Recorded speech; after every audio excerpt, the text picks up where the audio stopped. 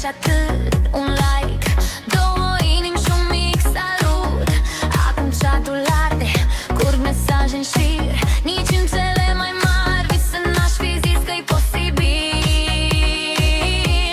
Abonații mei, vă ador. Fără voi eu n-aș fi zbor. Vă iubesc enorm, enorm, din tot sufletul de tot.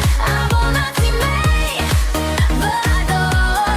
Scriu mulțumesc și e prea puțin. Suntem familie pe același drum. Abonații mei,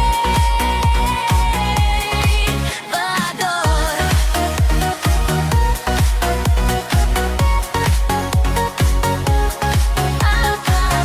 Vă știu după nume, după avatar.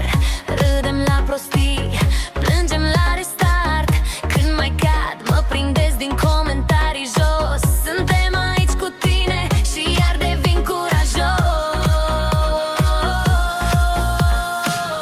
Când apăs pe live, simt cum mă luați de mână. Parcă stăm în cer, toți în aceeași lună. Promit să fiu reală, bună, chiar și când mi-e greu.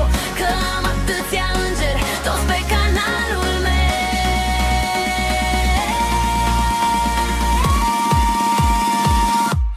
Abonații mei, vă ador. Fără voi eu n-aș fi zbor. Vă iubesc enorm, enorm, din tot sufletul de tot. Abonații mei, vă ador. Scriu mulțumesc și e prea puțin. Suntem familie pe același drum. Abonații mei, vă ador.